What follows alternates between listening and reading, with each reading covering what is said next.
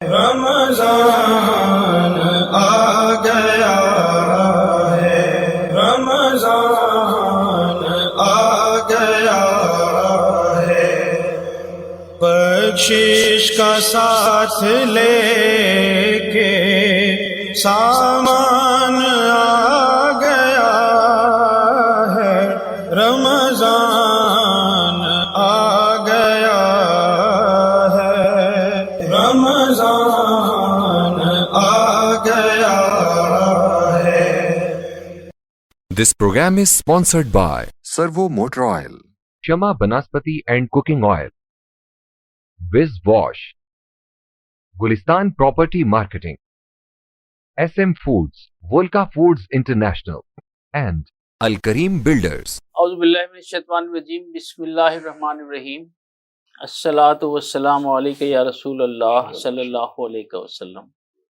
ناظرین، آپ دیکھ رہے ہیں مکس نیوز کا پروگرام رمضان ذیشان، اور میں ہوں میزبان راجہ کوثر سعیدی۔ ماہ سیام اس بات کی طرف متوجہ کرتا ہے کہ حقوق اللہ کے ساتھ ساتھ حقوق العباد کی طرف بھی توجہ دی جائے۔ مجھے یقین ہے کہ ماہ سیام کے ان ایام میں ہم یقیناً اللہ عز و جل کی خوشنودی حاصل کرنے کی ہم وقت کوشش جاری رکھیں گے۔ آج ہمارے پروگرام کا موضوع ماہ سیام اور انسانی صحت، اور آج جو ممتاز و ممیز شخصیات ہمارے اسٹوڈیو میں موجود ہیں ان کا میں تعارف کرائے دیتا ہوں۔ جناب قاری میاں عبدالرؤف قریشی صاحب، chairman Gulistan group of companies, managing editor روزنامہ بدلتا زمانہ، سکالرو صاحب کتاب و خطاب، ہمہ جہت شخصیت کے مالک قاری میاں عبدالرؤف قریشی صاحب، آپ کو خوش آمدید کہتے ہیں کہ آپ پروگرام رمضان ذیشان میں بہت شکریہ جناب۔ اور ناظرین، ہمارے دوسری شخصیت چیئرمین متحدہ مسلم موومنٹ پاکستان اور ڈاکٹر مدنی ہیلتھ ایجوکیشن فاؤنڈیشن، مذاہب عالم پر 3 کتب کے خالق، ماہر امراض دل، شوگر و ہارمونز اور غیر ملکی جرائد میں ہیلتھ کے موضوعات پر بے شمار مضامین آپ کے شائع ہو چکے۔ میری مراد طبیب جسمانی اور روحانی، عاشق صادق، عزت مآب جناب ڈاکٹر اکمل مدنی۔ حضور، آپ کا بھی شکریہ کہ آپ نے وقت نکالا ہمارے پروگرام میں تشریف لائے۔ اور ناظرین، جیسا کہ میں نے بتایا کہ قاری میاں عبدالرؤف قریشی صاحب ایک ہمہ جہت شخصیت کے مالک ہیں، سو تلاوت و نعت کی سعادت بھی انہی کے نامہ اعمال میں رقم ہوا جاتی ہے۔ سو قاری صاحب تلاوت کلام پاک سے آج کے اس پروگرام کا آغاز کریں گے۔ اعوذ باللہ من الشیطان الرجیم، بسم اللہ الرحمن الرحیم، شہر رمضان الذی انزل فیہ القرآن هدى للناس وبينات من الهدى والفرقان فمن شهد منكم الشهر فليصمه ومن كان مريضا أو على سفر فعدة من أيام أخر يريد الله بكم اليسر ولا يريد بكم العسر وَلِتُكْمِلُوا الْعِدَّةَ وَلِتُكَبِّرُوا اللَّهَ عَلَى مَا هَدَاكُمْ وَلَعَلَّكُمْ تَشْكُرُونَ۔ صدق اللہ العظیم۔ سبحان اللہ، سبحان اللہ۔ ڈاکٹر صاحب، جناب قمر وارسی نعت کے حوالے سے ایک بہت بڑا نام، ان کا ایک شعر دیکھیے گا کہ اب کہاں جاؤں تڑپتے دل کی یہ خواہش نکال، اب کہاں جاؤں تڑپتے دل کی یہ خواہش نکال، اے مدینے کی زمیں میری بھی گنجائش نکال، اے مدینے کی زمیں میری بھی گنجائش نکال، میری بھی گنجائش نکال۔ جناب قاری میاں عبدالرؤف قریشی ہدیہ نعت پیش کرنے کی سعادت حاصل کرتے ہیں۔ مدینے سے شروع کرتے ہیں جی جی حضور، مدینے کی زمین سے شروع کرتے ہیں۔ سبحان اللہ، سبحان اللہ۔ ایک تو بڑے خوبصورت اشعار ہیں، انشاءاللہ آپ میری مدد بھی فرمائیں گے کہ شاعر کہتا ہے کہ میرا خیال ہے اقبال جی صاحب ہیں جو کہ نابینا تھے، ہوں پروفیسر اقبال. بس ہاں، مدینے کا سفر ہے اور میں نمدیدہ نمدیدہ اللہ اکبر اللہ جبیں افسردہ افسردہ قدم لرزیدہ لرزیدہ. بڑا کلام ہے بڑا کلام ہے جی. مدینے کا سفر ہے اور میں نمدیدہ نمدیدہ. سبحان اللہ سبحان اللہ سبحان اللہ. مدینے کا سفر ہے اور میں نمدیدہ نمدیدہ جبیں افسردہ قدم لرزیدہ لرزیدہ. سبحان اللہ سبحان اللہ. کسی کے ہاتھ نے مجھ کو سہارا دے دیا ورنہ کسی کے ہاتھ نے مجھ کو سہارا دے دیا ورنہ کہاں میں اور کہاں یہ راستے پیچیدہ سبحان اللہ سبحان اللہ. کہاں میں اور کہاں یہ راستے پیچیدہ پیچیدہ. سبحان اللہ سبحان اللہ سبحان اللہ. بصارت کھو گئی لیکن بصیرت تو سلامت ہے. بصارت کھو گئی لیکن بصیرت تو سلامت ہے. مدینہ میں نے دیکھا ہے مگر نادیدہ نادیدہ. سبحان اللہ سبحان اللہ. مدینہ میں نے دیکھا ہے مگر نادیدہ نادیدہ. مدینے کا سفر ہے اور میں نمدیدہ نمدیدہ. سبحان اللہ سبحان اللہ سبحان اللہ. گویا میں خوش نصیب دیار حبیب تک پہنچا. میں خوش نصیب دیار حبیب تک پہنچا اور مریض عشق تو اپنے طبیب تک پہنچا. سبحان اللہ. مریض عشق تو اپنے طبیب تک پہنچا. میرا شعر تھا ماشاءاللہ. اچھا ڈاکٹر صاحب، روزہ ہماری صحت پر کیا اثرات مرتب کرتا ہے؟ راجہ خسرو سیدی صاحب، سب سے پہلے میں آپ کا، مکس نیوز کا، بدلتا زمانہ کا، تمام جامع کا انتہائی شکر گزار ہوں کہ اس ماہ صیام کے مبارک ایام کے حوالے سے آپ نے مجھے مدعو کیا اور ایک اہم موضوع پر بات چیت کا موقع دیا. بہت شکریہ حضور. دیکھیے، آج کل جو ہے میں یہ کہتا ہوں کہ ہماری جو گلوب ہے، جو دنیا ہے، وہ بیماریوں کے مسائل میں مبتلا ہے. بالکل ایسی چنگل میں آئی ہوئی ہے. چنگل میں آئی ہوئی.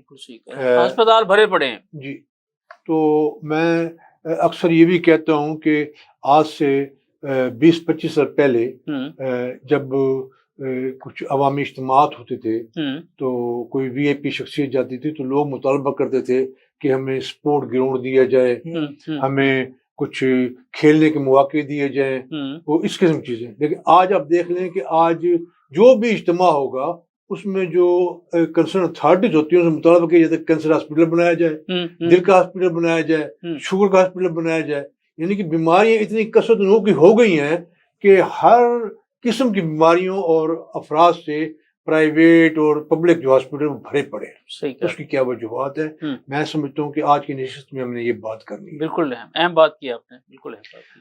میں اپنی، کیونکہ میری جو اسپیشلٹی ہے بلڈ پریشر، شوگر اور بلڈ جو ہارٹ وغیرہ ہے، اس کے حوالے سے بات کروں گا کہ آج آپ دیکھ لیں پاکستان میں، پاکستان جو ہے ایک ریڈ زون میں آ چکا ہے بیماریوں کے لحاظ. ساؤتھ ایشیا جو ہے آلریڈی ریڈ زون میں ہے، جس میں انڈیا، بنگلہ دیش اور پاکستان جو ہے وہ قابل ذکر ہے. لیکن پاکستان کی جو صورتحال یہ ہے کہ 2030 تک اس کو ایک ریڈ مارک دیا گیا ہے، شوگر کے حوالے سے، دل کی بیماریوں کے حوالے سے اور موٹاپے کے حوالے سے. تو یہ کیوں ہوتا ہے؟ اس کی سب سے بڑی وجہ بسیار خوری ہے. بسیار خوری جو ہے، ہم نہیں دیکھ رہے کہ ہم نے کیا کھانا ہے کیا نہیں کھانا، ہمارے چوائسز ختم ہو گئے، ہمیں نہیں پتا کہ ہم نے کیا سلیکشن کرنی ہے فوڈ کی۔ ہم جو بھی، میں نے لوگوں کو دیکھا، جو بھی ان کے سامنے آتا ہے وہ بغیر تمیز کیے کھا رہے ہیں، اور بے تحاشا کھاتے ہیں، اور ہر وقت کھاتے ہیں، اور اس کے علاوہ ان کو کوئی کام نہیں۔ ڈاکٹر صاحب عذرائے تفنن ایسا لگتا ہے کہ یا پہلی دفعہ کھا رہے ہیں یا آخری دفعہ کھا رہے ہیں۔ آخری دفعہ کھا رہے ہیں۔ آپ شادیوں میں دیکھ لیں، دوسری مذہبی اجتماعات میں دیکھ لیں، سوشل اجتماعات میں دیکھ لیں کہ جب کھانا کھلتا ہے تو ایسا لگتا ہے کہ جیسے کوئی بھوکے افراد کو کھلا چھوڑ دیا گیا۔ اچھا ڈاکٹر صاحب، حالانکہ صاحب حیثیت لوگ میں نے وہاں دیکھا کہ جو آپ کہہ رہے ہیں کہ بھئی اس بھگدڑ میں شامل ہیں۔ تو اس لیے آپ یہ دیکھیں کہ سب سے بڑی جو وجہ ہے بسیار خوری، اور جو یعنی کہ غیر متوازن اور امپیور فوڈ جو ہے، یعنی کہ مصنوعی فوڈ جو ہے ہم کہتے ہیں۔ میں اکثر اپنے لیکچرز میں کہتا ہوں یہ جو کولا ڈرنکس ہیں، یہ جو فاسٹ فوڈز ہیں، یہ جتنی بھی چیزیں ہیں، یہ انسان کی، میں سمجھتا ہوں کہ they are not suitable for us. ٹھیک ہو گیا۔ اب یہ ہے کہ اس سے کیا ہوتا ہے، اس سے یہ ہوتا ہے کہ سب سے پہلے موٹاپا ہوا، اس سے پھر ہم 3-4 اہم بیماریاں ہیں، دل کی بیماری لگی، اس کے بعد شوگر ہو گئی، اس کے بعد یہ ہے کہ بلڈ پریشر ہو گیا، اور اس کے بعد یہ کہ آپ کو فالج کا اٹیک ہو گیا، دوسرا ہو گیا۔ تو یہ ساری جو ایک سیکوینس جو چلتا ہے، آج کی نشست میں ہم اس کو ڈسکس کریں گے۔ قاری صاحب، ڈاکٹر صاحب نے بڑی تفصیل کے ساتھ کچھ بنیادی چیزیں ہمارے سامنے پیش کی، تو میرا سوال یہ ہے کہ خاص طور پر جو ماہ سیام ہے یا روزہ ہے، اس میں اللہ تعالیٰ کی طرف سے جو ہم پر بہت ساری پابندیاں عائد کی گئی ہیں، یقیناً وہ ہماری صحت کے لیے فائدہ مند ہیں، تو ماہ سیام میں جو معمولات ہمارے ہیں، کیا ہم یہ پورے سال جاری نہیں رکھ سکتے؟ جی بہت اچھا سوال ہے۔ دیکھیں، میں نے قرآن پاک کی جو آیت کریمہ تلاوت کا شرف حاصل اللہ پاک نے مجھے دیا ہے، اس میں اللہ پاک نے فرمایا شہر رمضان الذی انزل فیہ القرآن۔ شہر و رمضان یہ مہینہ ایسا ہے رمضان کا جس میں میں نے قرآن نازل کیا۔ سبحان اللہ۔ کس لیے؟ ہدی للناس، انسانوں کے لیے میں نے ہدایت کا سرچشمہ بنا کے نافذ کیا۔ اور پھر قرآن کیا فرماتا ہے؟ قرآن فرماتا ہے کلو وشربو ولا تسرفو۔ قرآن فرماتا ہے کلو وشربو، کھاؤ پیو، ولا تسرفو، لیکن اسراف نہ کریں۔ یعنی ایک جملے میں تمام چیزیں آ گئی۔ تمام، اگر یہ پوری صحت کے اصولوں کو اگر کوئی کہے کہ بھئی آپ ایک جملے میں اس کو کریں تو یہ اس میں مکمل ہوتا ہے۔ جی پوری اس میں ڈاکٹری مکمل ہوتی ہے۔ دیکھیں ڈاکٹر صاحب نے کیا فرمایا، انہوں نے کہا بسیار خوری، ٹھیک ہے، یہی فرمایا نا، کیونکہ ان کی اسپیشلٹی ہے۔ بالکل ایسی ہے۔ اچھا، اس کے بعد موٹاپا بسیار خوری سے آئے گا، پھر اس کے موٹاپے کے انعامات جو ہیں وہ شوگر کے ہیں، بلڈ پریشر کے ہیں، ہارٹ اٹیک کے ہیں، فالج کے ہیں، یہ سارے اس کے ساتھ بالکل وہ اس کے بچے ہیں، وہ پیدا ہونے ہیں۔ بالکل ٹھیک ہو گیا، ٹھیک ہے جی، صحیح فرما رہے ہیں۔ اگر کلو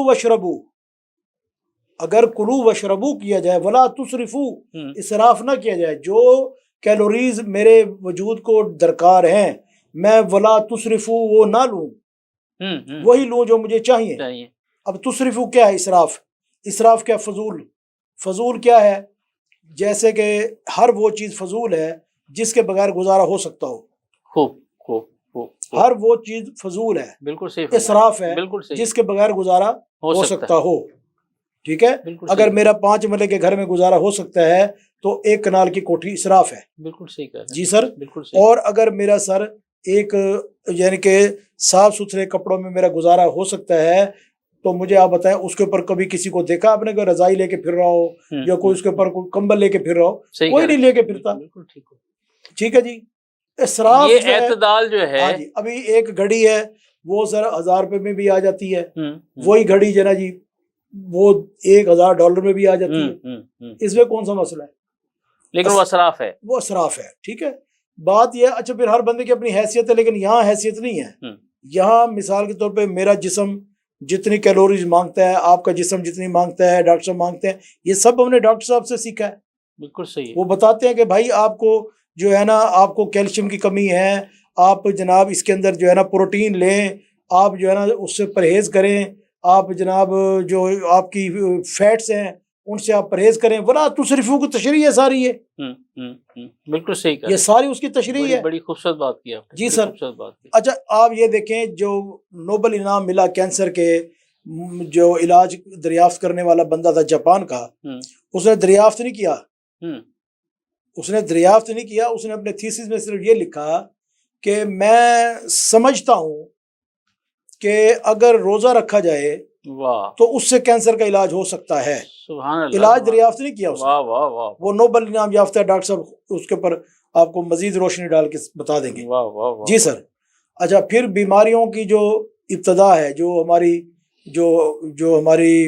یعنی کہ بنیاد ہے طب یونانی کی, اس میں معدے کو کہا جاتا ہے کہ وہ معدہ اصل مین چیز ہے, اہم چیز ہے. ٹھیک ہے جی. اب آپ دیکھیں معدے کے جو مسائل ہیں, امراض ہیں سر, وہ بسیار خوری سے تو پیدا ہوتے ہیں. بالکل صحیح کہہ رہے ہیں. ابھی اچھا اس میں دیکھیں, اب روزہ کرتے ہوئے ہم کیا کر رہے ہیں, ہم سر جی سحری کے ٹائم جو کھا رہے ہیں وہ کیا کھا رہے ہیں, وہ جی حلوہ پوڑی کھا رہے ہیں قبلہ.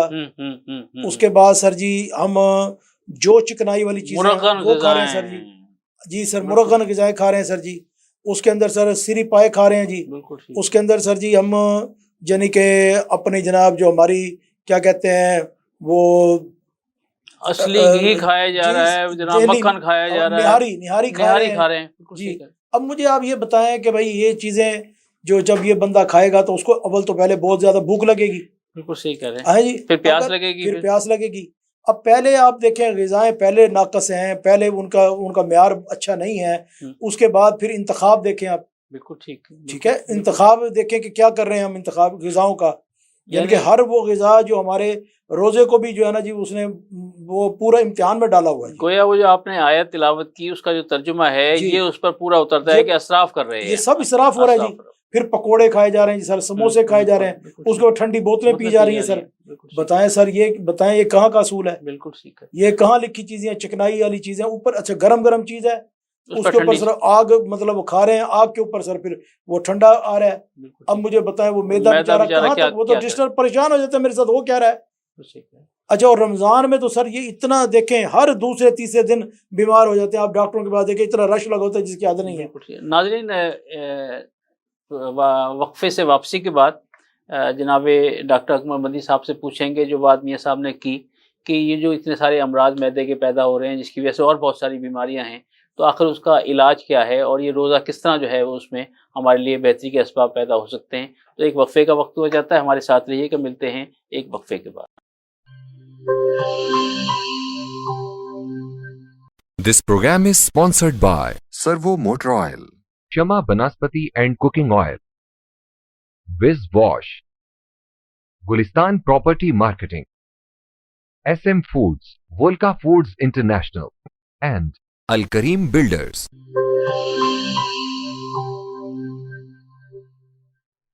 ویلکم بیک ناظرین. ہمارے ساتھ ممتاز طبیب جناب ڈاکٹر اکمل مدنی موجود ہیں. ڈاکٹر صاحب آج کل امراض دل, شوگر, گردہ, فالج, اس طرح کی بہت ساری بیماریاں عام ہو گئی ہیں, ہسپتال بھرے پڑے ہیں. تو کیا روزہ ان امراض سے بچنے کے لیے کوئی قدرتی ایک ٹونک ہے, آپ سمجھتے ہیں؟ بڑی اچھی بات راج صاحب آپ نے کی ہے.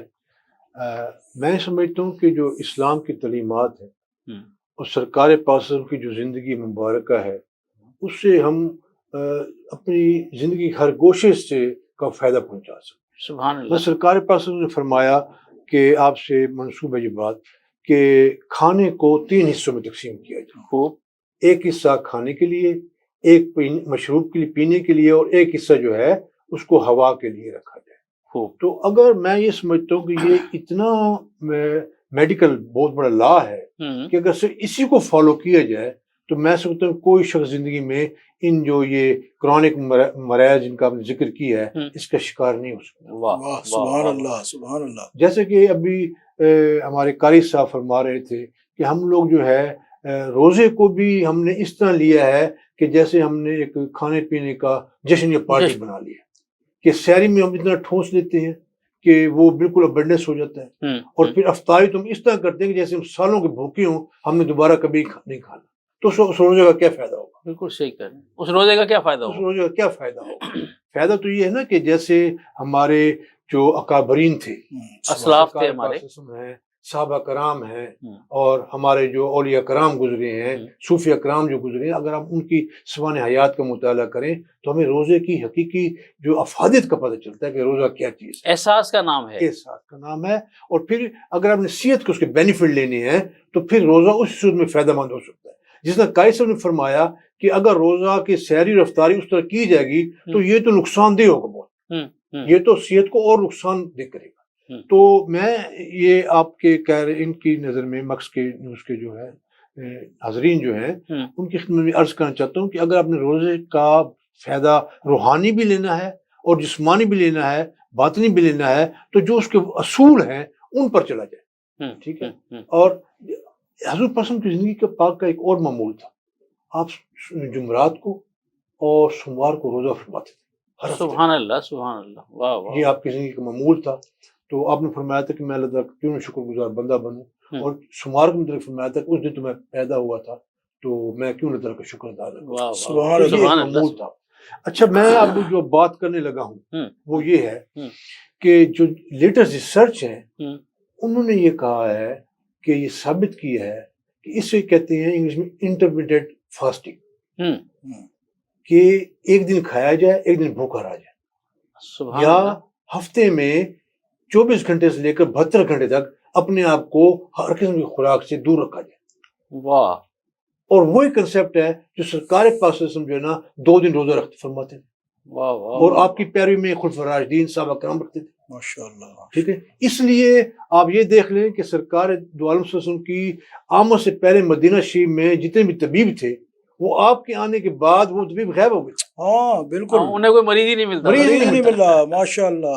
سر یہ ایسی بات ہے سنت کہ نبوی، ہاں سنت نبی صلی اللہ علیہ وسلم کی ہے۔ سبحان اللہ، ہم تو اس پر عمل کرنے کے لیے تیار ہی نہیں، ہم سے باتیں کرتے، ٹھیک ہے جی۔ بالکل صحیح کہہ تو رہے ہیں۔ اب یہ جو انٹرمیڈیٹ فاسٹنگ جو ہے جسے کیا اردو میں پتہ نہیں کس طرح کہیں گے، تو یہ جو ہے کہ ایک کچھ دن کھایا جائے پھر بریک دی جائے، فاقہ کہہ سکتے ہیں سر اس کو؟ ہاں، یا 2 دن فاقہ کیے جائے، ہاں جی۔ 24 اس کی جو سائنٹیفک جو بنیاد انہوں نے کی ہے 24 گھنٹے سے 72 گھنٹے 2 دن بنتے ہیں، ٹھیک ہے جی۔ واہ، تو فاسٹنگ، تو اگر ہم اس پر اسی اصول پر اس نیت سے کہ سرکار پاس میں ایسا فرماتے تھے تو ہم بھی ایسا کریں، وہ یہ آپ کے سامنے ایسے نتائج آتے ہیں کہ آپ شوگر سے، بلڈ پریشر سے، دل کی بیماریوں سے بالکل ہی آپ ان سے اوے ہو جائیں گے، واہ، اور جن لوگوں کو یہ چیزیں ہیں وہ اپنے آپ میں بہت بڑی تبدیلی دیکھیں گے۔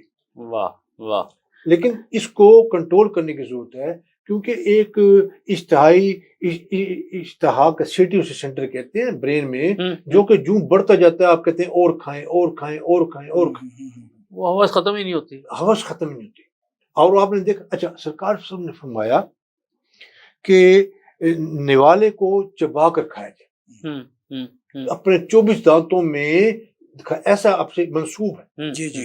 اچھا ہم جو لوگ آپ دیکھیں جو اکثر لوگ کھاتے ہیں جو موٹاپے کا شکار ہوں گے، آپ یہ دیکھیں گے وہ بے تحاشا کھاتے ہیں، ابھی ایک چیز اس نے ڈائجسٹ نہیں کی، دوسری تیسری چوتھی، سر وہ کھاتے نہیں بلکہ نگلتے ہیں۔ نگلتے ہیں۔ ہاں، تو یہ بیماری کی بہت بڑی وجہ ہے۔ وجہ ہے۔ آپ یہ آزما کے دیکھ لیں ناظرین جو ہے کہ آپ ایک جگہ سرکار پر نے فرمایا ہے کہ لقمے کو چبا کے آپ کھائیں، تو آپ جو ہے ہاف چپاتی سے ایک چپاتی کے بعد نہیں کھا سکتے آپ، واہ، اور بیمار بھی نہیں ہوں گے، اور بیمار بھی نہیں ہوں گے، اور جیسا معدے کی بیماریوں کا ذکر کیا ہے آپ کو معدے کی تکلیف نہیں ہوگی کوئی۔ جی بالکل صحیح کہہ رہے ہیں، بالکل صحیح۔ لیکن ڈاکٹر آپ صاحب عمل تو کر کے دیکھیں نا، آپ تو فالو تو کریں نا، ٹھیک ہے جی۔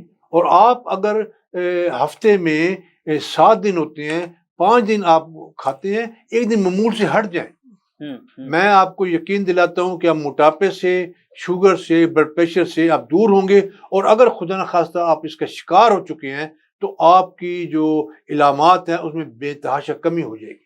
ڈاکٹر صاحب بات یہ ہے کہ کچھ لوگ کھانے کے لیے زندہ رہتے ہیں، کچھ لوگ زندہ رہنے کے لیے کھاتے ہیں، اب یہ 2 کیٹیگریز ہیں۔ اچھا آپ سے ڈاکٹر صاحب میرا سوال یہ ہے کہ یہ جو شوگر اور امراض دل کے مریض ہیں، ان کے لیے رمضان شریف کا جو معمول ہے وہ کیا ہونا چاہیے؟ کس طرح وہ ڈاکٹر کی مشاورت سے جو ہے وہ روزے رکھ سکتے ہیں؟ دیکھیے اس میں یہ ہے کہ جو شوگر کے مریض ہیں جو کہ انسولین پر ہیں، جی، یا ان کی شوگر جو ہے کنٹرول نہیں، آؤٹ آف کنٹرول ہے، ان کو ایڈوائز نہیں ہے کہ وہ روزہ رکھے. اچھا.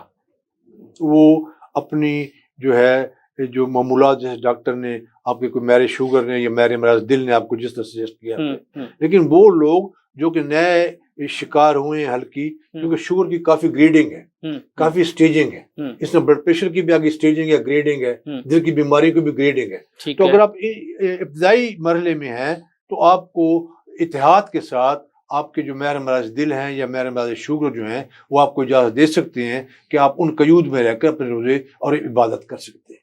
اچھا، مطلب ہے کہ جو زیادہ کرونک مریض ہیں انہیں روزے نہیں رکھنے چاہیے؟ نہیں رکھنے چاہیے. اگر وہ بہت زیادہ انکنٹرولبل بلڈ پریشر کا شکار ہیں یا دل کے شدید امراض کا شکار ہیں یا دل کی کمپلیکیشن کا شکار ہیں یا شوگر کے ایسے مرحلے پر ہیں کہ جو انسولین پر ہیں اور انسولین سے بھی ان کی شوگر کنٹرول نہیں ہو رہی یا ان کے کچھ سائیڈ ایفیکٹ ان کی باڈی پر ہو رہے ہیں، تو برائے کرم وہ روزہ رکھنے سے پہلے مہر امراض دل سے یا مہر امراض شوگر سے رابطہ کریں تاکہ ان سے مشورہ. اچھا میاں صاحب، یہ جو روزہ ہے کیا یہ ہمارے جو روحانی امراض ہیں ان کے لیے بھی اکثر ہے؟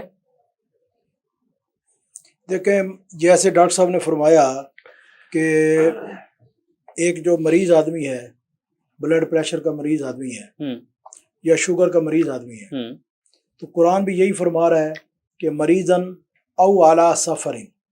واہ، سبحان اللہ سبحان اللہ. جی، فعدۃ من ایام اخر، وہ روزے نہ رکھے، وہ جب سہولت میں ہو اس وقت وہ روزے رکھ رہے. واہ واہ واہ، قرآن کا حکم آ گیا، قرآن کا حکم آ گیا، واہ واہ، اجازت دی ہے نا. واہ واہ واہ، یہ ساری جو تشریح ہے میڈیکلی ڈاکٹر صاحب نے اس آیت مبارکہ کی فرمائی. واہ واہ واہ واہ، اور آپ نے اس کی بڑی وضاحت کر دی بڑے اچھے اب انداز یہ میں. فرمائے جو بندہ روزے سے ہو، نبی پاک صلی اللہ علیہ وآلہ وسلم فرمایا وہ کسی سے وہ جو ہے تلخ کلامی نہ کرے، بالکل ٹھیک ہے، وہ کسی سے جو ہے وہ خدا نہ خواستہ گالم گلوچ نہ کرے. بالکل ٹھیک ہے. اگر کوئی اس کے ساتھ تلخ کلامی کرتا ہے یا کوئی شکرنجی کی بات کرتا ہے تو وہ اس کو کہے کہ میں روزے سے ہوں. سبحان اللہ سبحان جی، واہ. ہماری 90% جو بلیات اور آفات ہیں وہ ہماری زبان کی وجہ سے آتی ہیں. وہ سارے سرے کی آدن نا جی میں بکری ٹنگی دی ہے نا اپنے پیراں دے اتے، بندہ ٹنگی دی اپنی زبان دے اتے. واہ واہ واہ واہ، آپ دیکھیں نا، صحیح کہہ رہے ہیں، صحیح کہہ رہے ہیں. کئی اقوال ہیں. حضرت ابو بکر صدیق رضی اللہ تعالیٰ عنہ کے بارے میں ہے کہ وہ اپنی زبان مبارک بند فرمایا رکھتے تھے اور کبھی کبھار وہ کنکر شریف رکھ دیتے تھے تاکہ میں جو ہے اپنی زبان ہی نہ کھولوں. یعنی میاں صاحب وہ جو ایک مثال ہے کہ بھئی زبان میں ہڈی نہیں لیکن یہ ہڈیاں توڑوا دیتی ہیں. جی، من سمت فنجا، عربی محاورہ ہے من سمت فنجا، جس نے خاموشی اختیار کی اس نے نجات پائی. سبحان اللہ سبحان اللہ سبحان اللہ. جی واہ سر، واہ واہ واہ. من سمت فنجا، جس نے کی خاموشی اختیار کی اس نے نجات پائی. سبحان اچھا اللہ. آپ دیکھیں ہماری 90% گفتگو وہ غیبت پہ مبنی ہوتی ہے. صحیح فرما رہے ہیں، صحیح فرما رہے ہیں. ٹھیک ہے، ہم جب اپنے دوستوں میں بیٹھتے ہیں تو 90% غیبت ہوتی ہے اور غیبت کا موضوع یہ ہوتا ہے کہ میں اچھا ہوں، گھما پھرا کے بات یہ کرنی ہوتی ہے اور وہ برا ہے. اور وہ برا ہے. تو جب میں کری غیبت رہا ہوں تو میں برا ہوں. روزے میں انسان ان چیزوں سے بچا رہتا ہے. واہ، ٹھیک ہے جی، اس کو ویسے بھی بھوک لگی رہتی ہے خیر سے، یہ بھوک کی کھائی رہتی ہے، وہ اس کو خیال ہی نہیں جاتا غیبت کرنے کا خیر سے. صحیح کہہ رہے ہیں، اصولاً جانا بھی نہیں چاہیے. بالکل ٹھیک کہہ رہے ہیں. اب جی جناب اس نے زبان کے اوپر کنٹرول کیا، آنکھ پہ کنٹرول کیا، ٹھیک ہے، اس کے بعد جناب اس کے معدے میں زیادہ بسیار خوری نہ ہونے کی وجہ سے پرسکون رہا، وہ خود سکون میں رہا. آپ یہ دیکھ لیں کہ جتنے شوگر والے لوگ ہیں اگر آپ ان کا انٹرویو لیں وہ کہتے ہیں رمضان شریف میں جی ہماری صحت اچھی ہو جاتی ہے. واہ واہ واہ واہ، کیا خوبصورت بات وہ کی کہتے ہیں ہماری صحت اچھی، بلڈ پریشر والے کہتے ہیں اچھی ہو جاتی ہے. بالکل صحیح کہہ رہے ہیں. اور خاص طور پہ جو حرم شریف جاتے ہیں عمرہ حج وغیرہ کرنے کے لیے وہ تو بہت زیادہ تعریف کرتے ہیں کہ جی ہم اچھی، اصل میں واک کرتے ہیں وہاں پر، یا یہاں پر بھی واک بھی ہو جاتی ہے اور بار بار کھانے سے جو مسائل پیدا ہوتے ہیں وہ جو زیادہ انرجی ہمارے جسم میں ہوتی ہے وہ ریڈیوس تحلیل ہو جاتی ہے، وہ تحلیل ہو جاتی ہے اور اسی طریقے سے صحت اچھی ہو جاتی ہے. بندہ بڑا مطلب صلح جو ہو جاتا ہے جب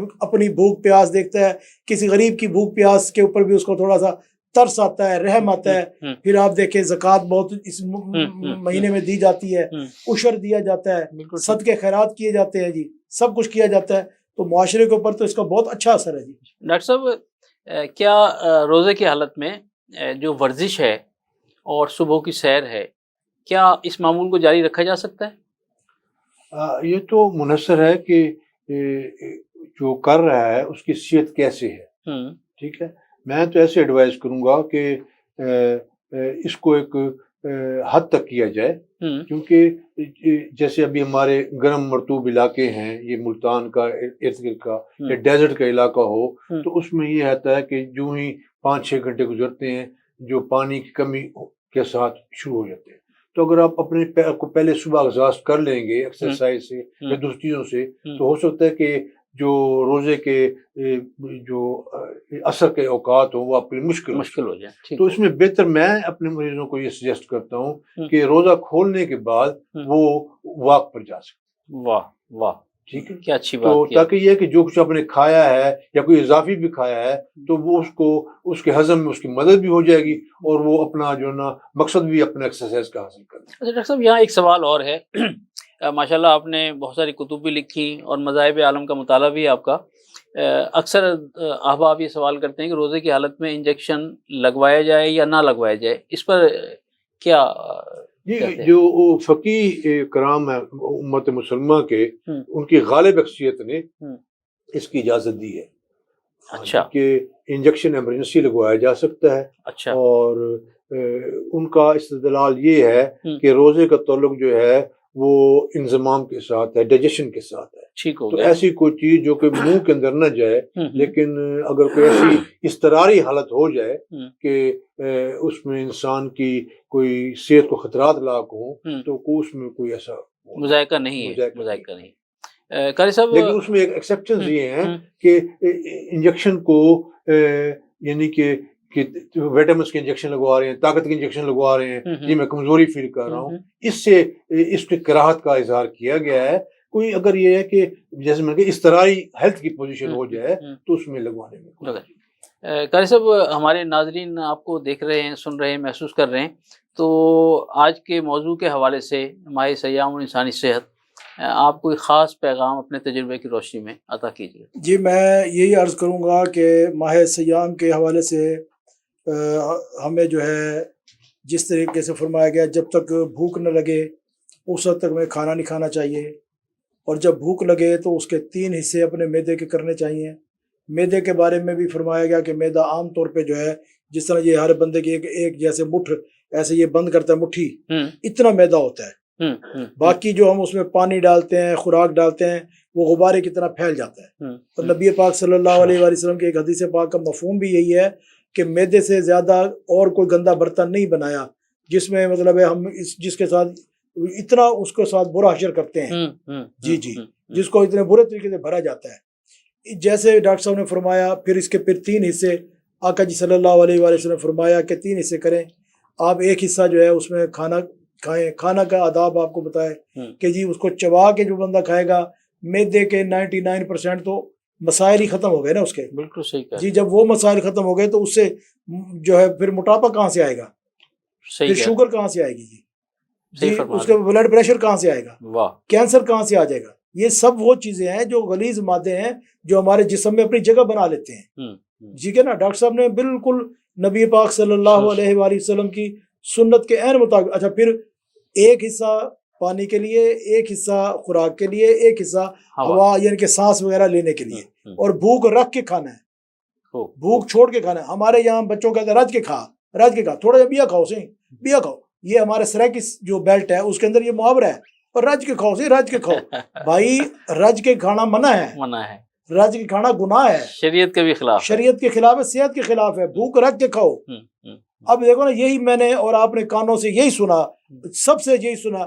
جو مطلب ہے ہمارا کوئی وہاں پر بڑا بوڑھا بیٹھا ہوتا ہے یا بزرگ یا جو بھی ہمارا خیر خواہ کہہ لیں گے آپ، خیر بزرگ تو ان چیزوں کو خیال رکھتے ہیں کہ زیادہ نہیں کھانا چاہیے، لیکن خیر خواہ جو ہوتے ہیں وہ زیادہ اسی میں سمجھتے ہیں کہ زیادہ کھائے گا تو زیادہ خیر خواہی ہوگی.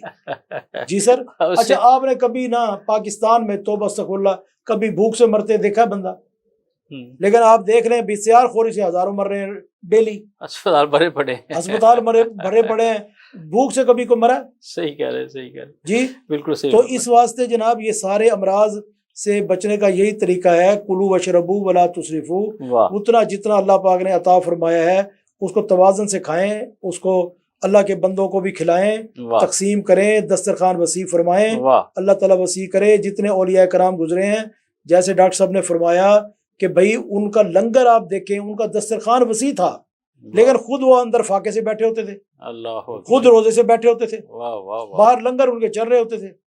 سبحان جی۔ اللہ سبحان اللہ۔ اچھا، پھر آپ سوائے سلسلہ عالیہ سہروردیہ کے علاوہ سلسلہ عالیہ چشتیہ، سلسلہ عالیہ قادریہ، سلسلہ عالیہ نقشبندی۔ نقشبندیہ، آپ کوئی مجھے اس میں جو ان کے بزرگان ہیں ان میں کوئی بندہ مجھے سرمایہ دار دکھا دیں، خوب خوب خوب، ایک واہ۔ بندہ دکھا دیں سوائے سہروردیہ کے علاوہ۔ ٹھیک ہو گیا، ٹھیک ہے، کیا اچھی بات کی آپ نے، ایک واہ۔ بھی ان میں کوئی سلسلہ ایسا نہیں ہے جن کے بہت بڑے رقبے ہوں، جاگیریں ہوں، ملیں ہوں، فیکٹری ہوں، انڈسٹری ہو، فلاں فلاں یا پیسے دار، ایسا کوئی چکر نہیں ہے۔ سلسلہ عالیہ سہروردیہ میں شیخ شہاب الدین سہروردی سے، اس کے بعد بہاؤالدین زکریا رحمۃ اللہ علیہ، وہ چونکہ عربی نسل تھے اور وہ قریش قبیلے سے تھے، ان کا ایک آبائی پیشہ ہی تجارت تھا۔ اب وہ یہاں پردیس میں آئے تو یہاں پر سارا ایک ہندوؤں کا اور سکھوں کا ٹھاٹے مارتا یہ سمندر تھا۔ اب ظاہر ہے مومن کی یہ شان تو نہیں ہے نا کسی سے مانگ کے کھائے، تو انہوں متمول نے لوگ اپنا تھے، کاروبار کیا، اپنی تجارت کی، اور سوائے ان کے علاوہ بالکل ٹھیک ہے، تمام لوگ جو ہے وہ توکل والے لوگ تھے۔ سارے توکل والے، کسی کی جناب آپ بتائیں، آپ ہسٹری پوری تصوف کی اٹھا کے دیکھ لیں سبحان اللہ سبحان آپ، بلکہ یہ دیکھیں اب ایک حجرہ مبارک ہے نا جی، حضرت سلطان العارفین سلطان باہو کا، قادری سلسلے سے، ان کا حجرہ جو ہے نا جی وہ 12x12 کا کمرہ ہے جی۔ اللہ آپ دیکھ لیں حضرت بابا فرید الدین مسعود گنج شکر رحمۃ اللہ علیہ کا دیکھ لیں، کتنا بڑا حجرہ ہے ان کا جی۔ آپ حضرت دیکھ لیں داتا گنج بخش رحمۃ اللہ علیہ کا دیکھ لیں، کتنا بڑا حجرہ ہے جی، 12-14 کا ہوگا، بس اب ذرا بڑھا دیا ہوگا تھوڑا سا، ویسے ہی ہے، دیکھیں نا بالکل صحیح کہہ رہے ہیں، اتنے ان کے حجرے ہیں۔ اچھا، یہ جو سلسلہ سہروردیہ ہے یہ بھی انہوں نے خود تعمیر نہیں کیا، ان کے مریدین جو تھے وہ سلاطین تھے، تو سلاطین نے جو اپنے لیے بنایا وہ اپنے بزرگوں کو وہ گفٹ کر دیے۔ تو گزارش یہ ہے کہ ہمارا جو اس وقت رمضان پاک سے مکمل استفادے کا جو بہترین ہمیں اللہ پاک نے موقع عطا فرمایا ہے۔ اچھا، اب یہ دیکھیں، غلامی سے نجات کی 2 طریقے ہیں۔ قرآن پاک میں کہیں نہیں لکھا ایسے غلامی ختم ہو گئی، قرآن میں یہ لکھا ہوا ہے کہ قرآن پاک میں یہ لکھا ہوا ہے کہ الخمر والمیسر والانصاب والازلام رجس من عمل الشیطان فاجتنبوه لعلکم تفلحون، شراب سے بچو، جوئے سے بچو، یہ جو تم فالے شالے ڈالتے ان سے بچو، کیوں؟ لعلکم تفلحون، فاجتنبوه، آج کے بعد اجتناب کرو اس سے۔ لیکن کہیں بھی غلامی کو ختم نہیں کیا گیا، نہ قرآن پاک کے اندر کوئی نص آئی ہے، نہ حدیث مبارکہ کے اندر آئی ہے، لیکن اللہ کے پیارے رسول صلی اللہ علیہ وآلہ وسلم نے 2 فرمان جاری فرمائے۔ آپ نے کہا جو خود کھاؤ وہ کھلاؤ، جو خود پہنو وہ پہناؤ۔ جی، اگر انسانی صحت کے اوپر، معاشرے کے اوپر کھانے کے اثرات نہ ہوتے تو کیوں کہا جاتا کہ جو تم خود کھا رہے وہ اس کو کھلاؤ؟ اب جو لوگ بریلر کھاتے ہیں ان کی طبیعت اور طرح کی ہوتی ہے، جو بندے دیسی کھاتے ہیں ان کی طبیعت اور طرح کی ہوتی ہے، خوراک کے اثرات مرتب ہوتے ہیں، تاریخ بتا رہی ہے، بالکل ایسی، ان کے ساتھ جڑی ہوئی بیماریاں اور طرح کی ہیں، بالکل ٹھیک جی، ان کے ساتھ جڑی ہوئی بیماریاں اور طرح کی ہیں۔ ڈاکٹر صاحب، میاں صاحب نے ماشاءاللہ بڑی تفصیلی گفتگو کی، تو میں چاہوں گا کہ آپ بھی اپنے تجربات کی روشنی میں ہمارے ناظرین کو خصوصی پیغام جو ہے وہ عطا کیجیے۔ میں راجہ صاحب آپ کی وساطت سے، مخصوص کی وساطت سے، ابھی میاں صاحب نے ایک بڑی پیاری بات کی کہ بسیار خوری سے جسم میں زہریلے اثرات ہو جاتے ہیں جنہیں ٹاکسنس کہتے ہیں۔ تو آج کل میڈیکل کی ایک بڑی اچھی تھراپی چل رہی ہے جسے ڈیٹاکسیفیکیشن کہتے ہیں، کہ ان ٹاکسن کو ختم کیا جائے۔ میں ناظرین آپ کی خدمت میں عرض کرنا چاہتا ہوں کہ رمضان مبارک کا، ماہ شام کا یہ مبارک مہینہ آ رہا ہے، آپ اس میں عبادات کریں اور مکمل روزے رکھیں، اور یقین جانیں کہ یہ آپ کے جسم کو ٹاکسیفائی کر دے گا، ڈیٹاکسیفائی کر دے گا، اور آپ کو بلڈ پریشر سے، شوگر سے، نہ صرف دل کی بیماریوں سے بلکہ ذہنی امراض سے بھی محفوظ رکھے گا۔ بہت شکریہ میاں صاحب، آپ کا شکریہ، آپ پروگرام میں تشریف لائے۔ بہت شکریہ جی۔ اکمل بندی صاحب سر، آپ کا شکریہ کہ ہمارے پروگرام میں شریک ہوئے۔ ناظرین، آج کا پروگرام آپ نے سنا، مجھے یقین ہے کہ آپ ان باتوں پر عمل کریں گے۔ میزبان راجہ کوثر سعیدی کو پروگرام رمضان ذی شان سے اجازت دیجیے، اپنا بہت خیال رکھیے گا، اللہ حافظ۔ رمضان آ گیا ہے، رمضان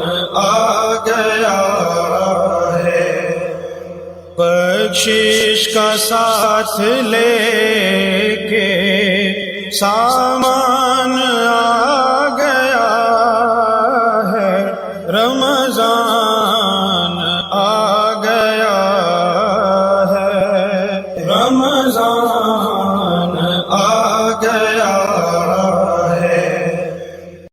This program is sponsored by Servo Motor Oil, Shama Banaspati and Cooking Oil, Viz Wash, Gulistan Property Marketing, SM Foods, Volca Foods International, and Al Kareem Builders. رمضان آ گیا ہے، رمضان آ گیا ہے، بخشش کا ساتھ لے کے سامان آ گیا ہے، رمضان آ گیا ہے، رمضان آ گیا ہے۔